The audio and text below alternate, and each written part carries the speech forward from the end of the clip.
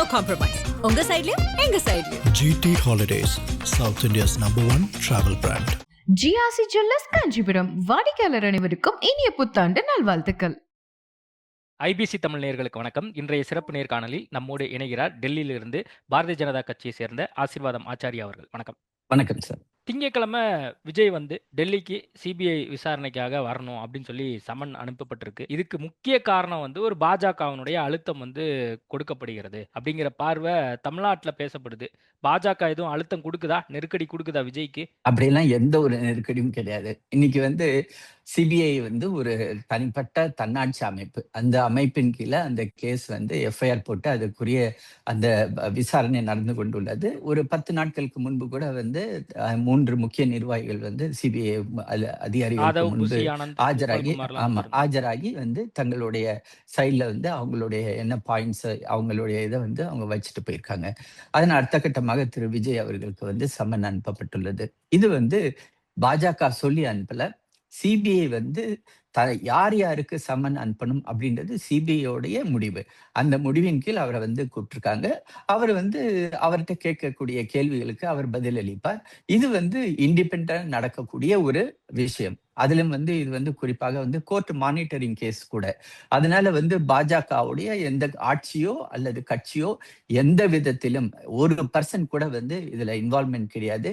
அது மாதிரி யாராவது சொன்னாங்கன்னா அது பச்சை பொய்யாகத்தான் நாங்கள் பார்க்கிறோம். ஏன் இதை முடிச்சு போட வேண்டியதா இருக்கு அப்படிங்கிற பார்வையை அதை சொல்லக்கூடிய நபர்கள் ஏன் சொல்றாங்கன்னா, தொடர்ந்து கூட்டணிக்காக விஜய் அவர்களை அழைத்துட்டே இருந்தது பாஜக. அந்த அழைப்புக்கெல்லாம் அவர் மறுத்துட்டாரு. பாஜக தான் எதிரின்னு சொல்லிட்டாரு.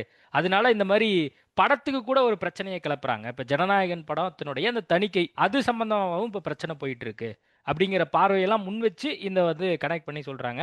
இப்போ சென்சார் போர்டு சர்டிபிகேட் கொடுக்க மாட்டேங்கிறாங்க. அதுக்கும் பாஜக தான் காரணம். அதாவது சார், விஜய் ரசிகர்கள் கோச்சுக்கிறாங்க பாஜக மேல. அதாவது விஜய் அவர்கள் நடிகர், அதே சமயம் அவர் ஒரு கட்சியுடைய ஒரு அரசியல் கட்சியோட தலைவர். இப்ப நடிகர் விஜய் அவர்கள் நடிச்ச படம் இப்ப சென்சாருக்காக வந்திருக்கிறது.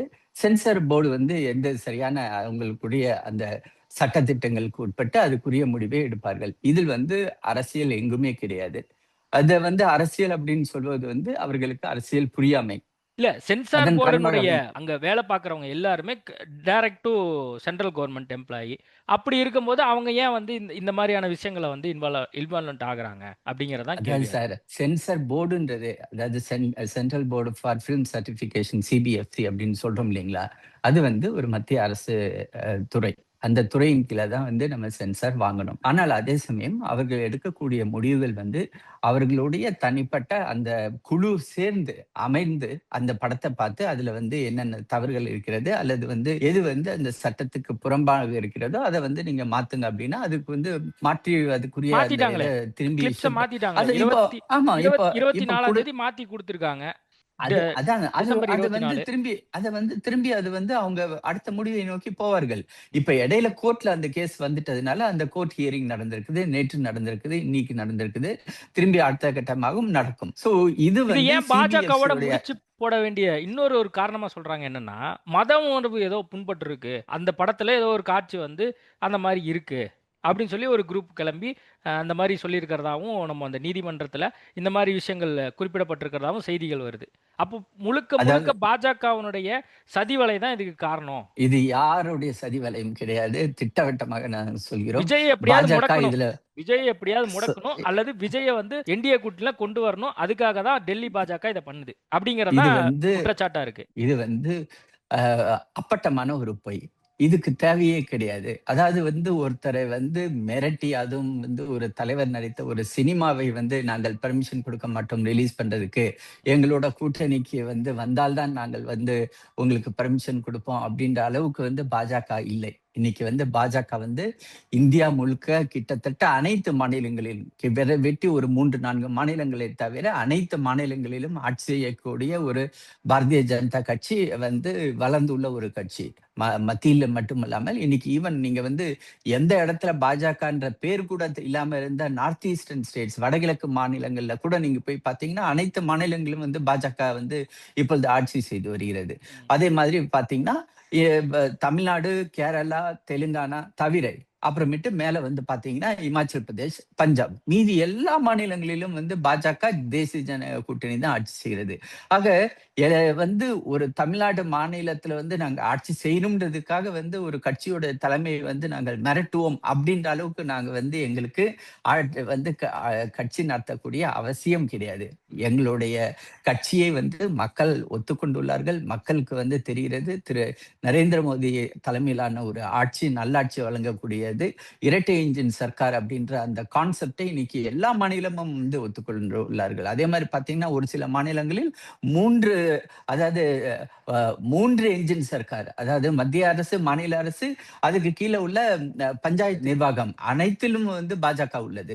ஆனா தமிழ்நாட்டுல வர முடியல. இப்படியாப்பட்ட அதுக்கு இந்த மாதிரியான விஷயங்கள்ல இவங்க ஈடுபடுறாங்க. அப்படிதான் மிரட்டி அதிமுகவை கொண்டு வந்தாங்க. அதே மாதிரி விஜயும் கொண்டு வரணும்னு இவங்க நினைக்கிறாங்க அப்படிங்கறதான கருத்துக்கள் சார், வைக்கப்படுது. அதாவது வந்து பாஜக வந்துருது அப்படின்னு நீங்க சொல்லிட்டு இருந்தீங்க. பாஜக வந்து 5 வருஷம் ஆச்சு சார். 4 எம்எல்ஏக்கள் வந்து பாஜகவுக்கு இருக்கிறார்கள். எங்களுக்கு வந்து 18% வாக்கு வங்கி 2024 நாங்க ப்ரூவ் பண்ணியிருக்கோம். ஆக இப்ப விஜய் பாஜக வந்தனால அது வந்துரும், இல்லாம பாஜக போக வந்துரும். போகுது. இளைஞர்கள் வாக்கு பெருவாரியா விஜய்க்கு போக போகுது அப்படின்னு சொல்லி அண்மையில வந்த கருத்து கணிப்புகள் கூட உங்களுக்கு வந்திருக்கும். கண்டிப்பா டெல்லிக்கு இது தெரிஞ்சிருக்கும். 21% கணிப்புகள் விஜயே வந்து பெறாரு. நான் அது பதில் சொல்றேன். கருத்து கணிப்புகள் அப்படின்றது வந்து கால ஓட்டத்துல எப்படி வேணாலும் மாறும். அந்த மாற்றத்துக்கு தகுந்த போலதான் கருத்து கணிப்பும் மாறும். ஆக ஒரு கருத்து கணிப்பை வந்து வைத்துக்கொண்டு நம்ம எந்த ஒரு முடிவுக்கும் வர முடியாது. இறுதியாக வந்து விஜய்க்கு மக்கள் ஈர்ப்பு சக்தி இல்ல, இளைஞர்கள் ஆதரவு இல்ல அப்படின்னு பாஜக நினைக்குதா? சார், அதாவது வந்து அவர் இதுவரை தேர்தலை சந்திக்கவில்லை. இது ஓகேவா? அதை நீங்க அது ஒத்துக்கிறீங்களா? ஃபேக்ட். நம்ம அத ஏன்னா உண்மையை ஒத்துக்கிட்டு தான் ஆமா, ஆமா. ஓகே. இப்போ அவர் சந்திக்கக்கூடிய முதல் தேர்தல் இப்பதான் நடக்க போகிறது. அவருடைய வாக்கு வங்கி என்ன அப்படின்றது வந்து மே மாசம் நமக்கு தெரிய வரும். அதுக்கு முன்னாடியே நம்ம யூகங்கள் அடிப்படையில வந்து நம்ம இப்படி ஆயிருமோ அப்படி ஆயிருமோ அப்படின்னு பேசுறது வந்து அபத்தமாகத்தான் இருக்குமே ஒழிய ஒரு அரசியல் கட்சி அப்படியாப்பட்ட முடிவுகளை எடுப்பதும் கிடையாது. நான் வந்து 35 வருடங்களாக வந்து அரசியல் கட்சிகளை வந்து பார்த்து கொண்டுள்ளேன். பாஜகவில் நான் 11 வருடங்களாக பயணம் மேற்கொள்கிறேன். அதுவும் பாஜகவுடைய தலைமை அலுவலகத்தின் நிர்வாகி என்ற முறையில் நாங்கள் வந்து இப்படியாப்பட்ட ஒரு குறுகிய மனப்பான்மையோடு எந்த ஒரு அரசியல் கட்சியோடு எந்த ஒரு அரசியல் தலைவரோடு நாங்க வந்து டீல் பண்றதே கிடையாது. எங்களை பொறுத்தவரை எங்கள் தலைமையில் எங்களுடைய கூட்டணியில் உள்ளவர்கள் அனைவரும் சேர்ந்து பயணித்து மக்களுக்கு நல்ல ஆட்சியை வந்து கொடுக்க வேண்டும். அதுலதான் எங்களுக்கு சிங்கிள் பாயிண்ட் அஜெண்டா. அதை நோக்கித்தான் நாங்கள் பயணம் மேற்கொண்டு வருகிறோம். அப்ப ஜனநாயகன் படத்தை வந்து பாஜகவோ அல்லது சென்சார் போர்டோ தடுக்க நினைக்கல. வாய்ப்பே இல்லை சார். இது வந்து ஊடகங்கள் வந்து வேணா பேசலாமே ஒழிய அது வாய்ப்பே கிடையாது. விஜய் ரசிகர்கள், விஜய் கட்சியில இருக்கிறவங்க, இங்க இருக்கிறவங்க அப்படிதான் பேசிக்கிறாங்க. அதத்தான் நான் கேள்வி வைக்கிறேன். Sir, not at all. நீங்க உங்களுடைய கேள்வியை வந்து நீங்க வச்ச முறையில வந்து பாஜக இதுல இன்வால்வ் ஆகுதா அப்படின்னு கேட்டீங்க. இல்ல அப்படின்றத நான் தெள்ள தெளிவா சொல்லிட்டேன். இப்ப வந்து கேஸ் வந்து கோர்ட்ல இருக்குது. அடுத்து கோர்ட் முடிவு பண்ணும். கோர்ட்லோட ஜட்ஜ்மெண்ட்டும் வரும். சரி சார், நீங்க இல்லைன்னு சொல்லிட்டீங்க. நீங்க ஜனநாயகனுடைய டீசர் பாத்தீங்களா? உங்களுக்கு பிடிச்சிருந்ததா? நான் பார்த்தேன். ஒரு டீசர் வந்திருக்குது, அதை நான் பார்த்தேன். நீங்களும் பாத்திருக்கீங்க. சோ சென்சார் போர்டும் எல்லாருமே பார்த்தோம். எல்லாருமே பார்த்தாங்க சார். அப்படிதானே டீசர் வந்து முழு படம் கிடையாது சார். டீசர் முழு படம் கிடையாது சார். 3 மணி நேரக்குரிய படத்தை சொல்றாரு. வந்து அப்படிலாம் ஒண்ணும் இல்லையே. பகவான் கேசரி படம் பார்த்தேன். அப்படி கிடையவே கிடையாது. தடை பண்றதுக்கு இல்லையே அப்படிங்கிறாரு சீமான். சார், 3 மணி நேரம் படத்தை வந்து நீங்க 3 நிமிஷம் டீசர்ல அடக்கிற முடியுமா? முடியவே முடியாது. யாரால அடக்க முடியும் சொல்லுங்க? 3 மணி நேரம். அதாவது வந்து சென்சார் போர்டுடைய உறுப்பினர்கள் அந்த படத்தோடைய தொடக்கம் முடிஞ்சு நன்றி வணக்கம் வர அவங்க பார்க்கணும். கடைசி ஸ்லைடு வர அவங்க பார்க்கணும். அதுக்கு இடையில என்னென்ன நடந்துச்சு, அதுல வந்து எந்த பாயிண்ட்ல வந்து அங்க தப்பு இருக்குது, அதெல்லாம் வந்து ஒவ்வொரு உறுப்பினரும் கைப்பட எழுதி கொடுக்கணும். அது வந்து நம்ம டீசரை வச்சு முடிவு பண்ண முடியாது. இல்ல, டீசர்ல நீங்க பாத்துருப்பீங்க, அரசியல்வாதிகளை சாட்டைய வச்சு சுழற்றி அடிக்கிற மாதிரி லஞ்சம், ஊழல் இப்படி எல்லாம் பண்ணி தான் நீங்க இதுக்காக தான் அரசியலுக்கு வந்தீங்களா அப்படின்னு கேட்கறாரு. அதுதான் வந்து சில பேருக்கு உறுத்திருச்சு. இவர் சாட்டை எடுத்துட்டாரு, அதனாலதான் இப்படி பண்றாங்க. அதுக்கெல்லாம் வந்து எந்த ஒரு வாய்ப்புமே இல்லை. முழு படம் வரட்டும், அதுக்கப்புறமேட்டு நம்ம பேசுவோம். ஏன்னா டீசர்ல உள்ளது வந்து கடைசியில இறுதி படத்துல இல்லாமலேயும் இருக்குது. அது மாதிரியான பல படங்கள் பார்த்திருக்கோம் நாங்க. டீசர்ல ஒண்ணு இருக்கும், கடைசியில அந்த படத்துல வந்து அந்த டீசர் போர்ஷனே இல்லாம கூட இருந்திருக்கும். அதனால பொறுத்திருந்து பார்ப்போம். இன்னைக்கு பாஜகவை பொறுத்த வரைக்கும், குறிப்பா என்டிஏ பொறுத்த வரைக்கும் ஒரு நல்ல செய்தியாவே, நல்ல நாளாவே தொடங்கியிருக்கு அப்படின்னு பார்க்கலாம். பாமக வந்து இணைந்திருக்கு இந்த கூட்டணியை பொறுத்த வரைக்கும். 2026ல வலிமையான ஒரு கூட்டணியாக அமைக்கப்படும் அப்படின்னு சொல்லி அமித்ஷா, மோடி, எடப்பாடி பழனிசாமி எல்லாம் சொல்லிட்டு இருந்தாங்க. அதனுடைய ஒரு துவக்கமாக இன்னைக்கு வந்து ஜனவரி மாதம் பிறந்திருக்கு அப்படின்னு நம்ம புரிஞ்சுக்கலாமா?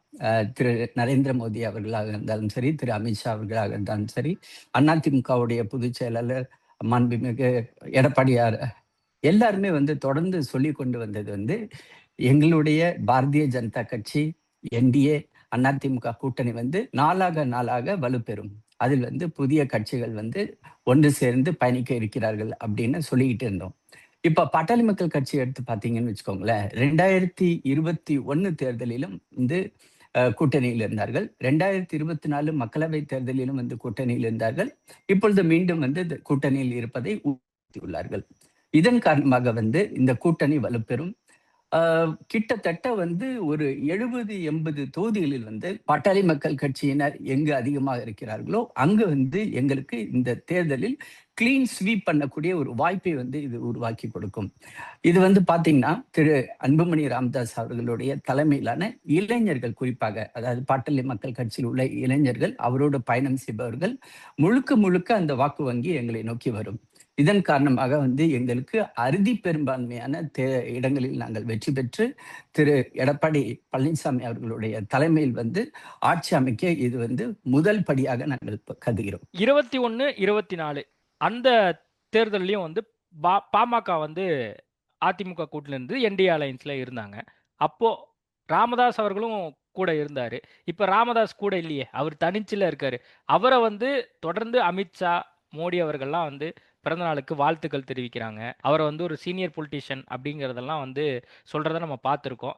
இப்போ தேர்தல் வருவதனால இப்ப அன்புமணி தரப்பை மட்டும் அரவணைச்சு போறதுங்கிறத இதை எப்படி புரிந்து கொள்ளுறது? அதாவதுங்க, திரு ராமதாஸ் அவர்கள் வந்து சமூக போராளி. பல வருடங்களாக, அதாவது எனக்கு நினைவுக்கு வந்து கிட்டத்தட்ட 40 வருடங்கள், நான் அப்ப வந்து காலேஜில் படிச்சுக்கிட்டு இருந்த சமயத்துல இருந்து நான் பார்த்துருக்கிறேன். அவர் வந்து அனைத்து வந்து ஒடுக்கப்பட்ட மக்கள், அனைத்து தரப்பு மக்களுக்காகவும் வந்து அவர் குரல் எழுப்பி அவர் வந்து ஒவ்வொரு கிராமமா பயணம் மேற்கொண்டு அந்த கட்சியை வந்து கட்டமைத்திருக்கார். ஆனால் இன்னைக்கு வந்து அவர்களுக்கு இடையில் வந்து ஒரு பிளவு வந்திருக்கிறது.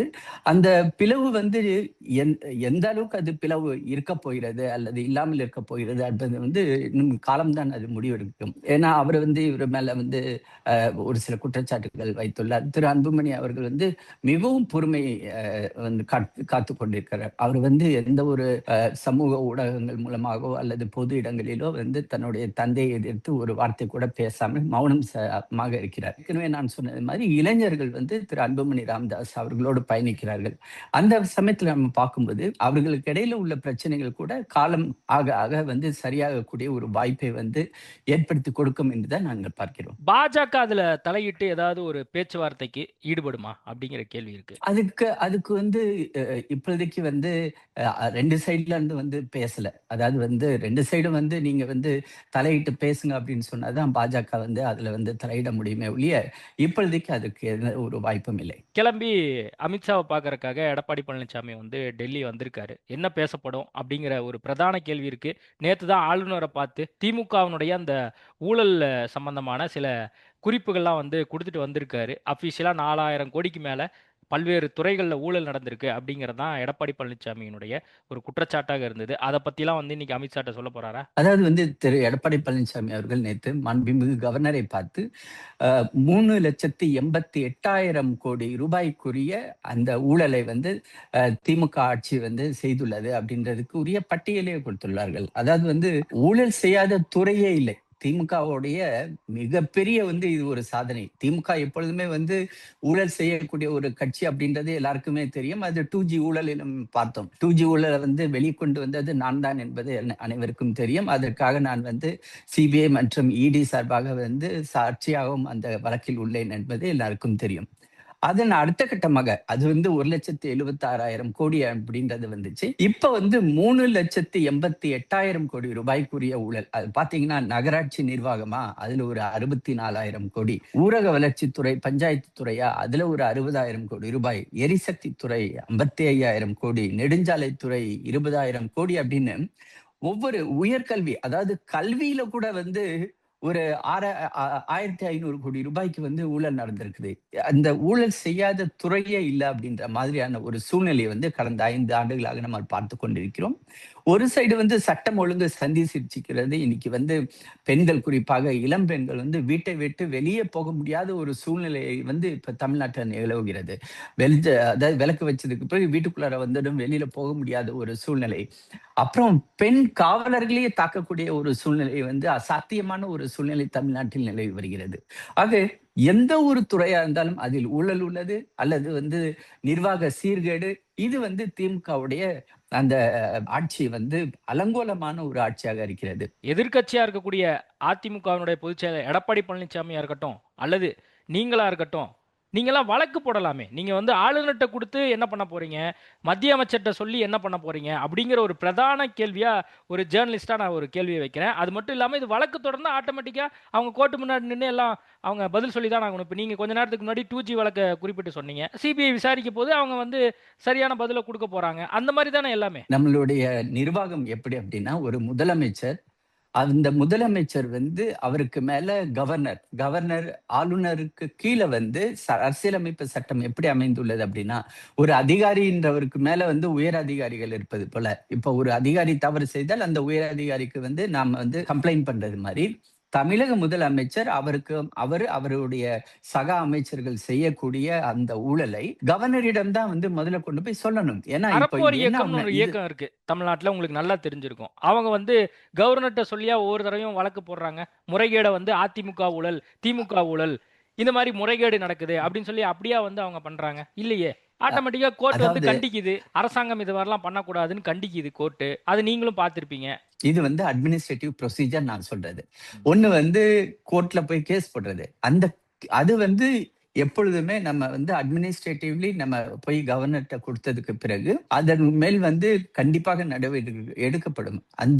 அதையும் தாண்டி நமக்கு வந்து எந்த நேரத்திலும் வந்து கோர்ட்டை வந்து அணுகுவதற்கு முழு உரிமை உள்ளது. சோ இன்னைக்கு வந்து நடந்துள்ளது வந்து அட்மினிஸ்ட்ரேட்டிவ் ப்ரொசீஜர் படி அவர் வந்து கவர்னரிடம் கொண்டு போய் மனு கொடுத்துள்ளார். இப்ப என்ன நடக்கும்? கவர்னர் வந்து இந்த மனுவை வந்து பரிசீலித்து இதன் மேல் நடவடிக்கை எடுக்கக்கூடிய அந்த அதிகாரத்தை அவர் வந்து பயன்படுத்துவார். ஏன்னா கவர்னருக்கு அந்த அதிகாரம் உள்ளது. அந்த அதிகாரத்தை அவர் பயன்படுத்தி இந்த என்கொயரி வந்து இது மேல நடத்தணும் அப்படின்னா கண்டிப்பாக என்கொயரி நடத்தப்படும். யாரெல்லாம் இந்த ஊழலை செய்துள்ளார்கள், இந்த 3,88,000 கோடி ரூபாய்க்கு வந்து ஊழல் செய்தார், அது வந்து முதலமைச்சராக இருந்தாலும் சரி, எந்த ஒரு மூத்த அமைச்சராக இருந்தாலும் சரி, கண்டிப்பாக அவர்கள் வந்து தண்டிக்கப்படுவார்கள். அதனுடைய முதல் ஸ்டெப் தான் இது. எடுத்த உடனே கோர்ட்டுக்கு போகணுன்ற அவசியமே கிடையாது. ஈவன் வந்து 2G கேஸ் கூட நீங்க எடுத்தீங்கன்னா, எடுத்த உடனே நாங்க வந்து கோர்ட்டுக்கு போவே இல்லை. முதல்ல வந்து சென்ட்ரல் விஜிலன்ஸ் கமிஷன், அதுக்கப்புறமேட்டு சிபிஐ, அதுக்கப்புறமேட்டு தான் வந்து கோர்ட்டே இன்வால்வ் ஆச்சு. எப்ப கோர்ட் இன்வால்வ் ஆச்சு அப்படின்னா, அவங்களுக்கு வந்து சார்ஜ் ஷீட் போடும்போது தான் அவங்களை அரெஸ்ட் பண்ணி சார்ஜ் ஷீட் போடும்போது தான் கோர்ட்டுக்கு வந்துச்சு. எடுத்த உடனே கோர்ட்டுக்கு போக வேண்டிய அவசியம் இல்லை. நிர்வாக வசதிக்காக உள்ள அந்த அணுகுமுறையை திரு எடப்பாடி பழனிசாமி அவர்கள் வந்து பயன்படுத்தி உள்ளார். இதை வந்து நம்ம அப்ரிஷியேட் பண்ணணும். ஓகே, ரெண்டாவது ஸ்டெப்பா இப்போ அமித்ஷாவை எடப்பாடி பழனிசாமி சந்திக்கிறாரு. அதனுடைய முக்கியத்துவம் என்ன? இப்ப வந்து கூட்டணி வந்து நீங்களே ஆரம்பிக்கும் போது சொன்னீங்க, பாட்டாளி மக்கள் கட்சி வந்து கூட்டணியில வந்து சேர்ந்திருக்காங்க. அதே மாதிரி வந்து பிற கட்சிகள் வந்து சேரதுக்குரிய வாய்ப்புகள் இருக்கிறது. இதை பத்தி எல்லாம் வந்து அவங்க விரிவாக பேசக்கூடிய வாய்ப்பு உள்ளது. அபிஷியலா ஏதாவது அனௌன்ஸ்மெண்ட் வருமா அப்படிங்கறதுக்காகவும் தமிழ்நாட்டுல நிறைய ஊடகங்கள் காத்திருக்கு, பத்திரிகையாளர் காத்துட்டு இருக்காங்க. மக்களும் வந்து தொடர்ந்து வலுவான கூட்டணி, பிரம்மாண்ட கூட்டணி அப்படிலாம் எடப்பாடி பழனிசாமி சொன்னாரு. அமித்ஷா வந்து இதை பத்தி தொடர்ந்து சொல்லிட்டே வந்துட்டு இருக்காரு. என்டிஏ ஆட்சி அமையும் அப்படின்னு சொல்றாரு. அது சம்பந்தமாகவும் இங்க ஒரு விவாத பொருள் ஆங்காங்கே நடக்கிறது நீங்க பாக்குறீங்க. தமிழ்நாட்டுல தனிப்பெரும் ஆட்சியாக அதிமுக ஆட்சி இருக்க போகுதுன்னு சொல்லி எடப்பாடி பழனிசாமி சொல்றாரு. இன்னொரு பக்கம் அமித்ஷா என்டிஏ ஆட்சிங்கிறாரு. இது சம்பந்தமான ஒரு கன்ஃபியூஷனான ஸ்டேட்மெண்ட் இருக்கு. நீங்க கூட உங்களுடைய பதிவுல 2 நாளைக்கு முன்னாடி போட்டிருந்தீங்கன்னு நினைக்கிறேன். தமிழ்நாடு வந்திருந்த போது அமித்ஷா சொல்லியிருந்தாரு. அதை பதிவை காட்டி நீங்க போட்டிருந்தீங்க. நீங்க சொல்ல விரும்புறது என்ன? அமித்ஷா சொல்ல விரும்புறது என்ன? எடப்பாடி சொல்ல விரும்புறது என்ன? அதாவது எல்லாரும் சொல்லக்கூடிய ஒரே வார்த்தை வந்து திமுக ஆட்சியை வந்து வீட்டுக்கு அனுப்ப வேண்டும். ஐசியூல இல்ல இந்த ஒரு ஆட்சி. இந்த ஆட்சியை வந்து மார்ச்சுவரிக்கு அனுப்புவதுதான் எங்கள் அனைவருடைய ஃபர்ஸ்ட் சிங்கிள் பாயிண்ட் அஜெண்டா. அதை நோக்கித்தான் எல்லாரும் ஒருங்கிணைந்து பயணம் மேற்கொள்கிறோம். அது வந்து திரு அமித்ஷாவாக இருந்தாலும் சரி, திரு எடப்பாடி பழனிசாமி அவர்களாக இருந்தாலும் சரி, பல முறை அதுக்குரிய விளக்கங்களையும் வந்து கொடுத்திருக்கிறார்கள்.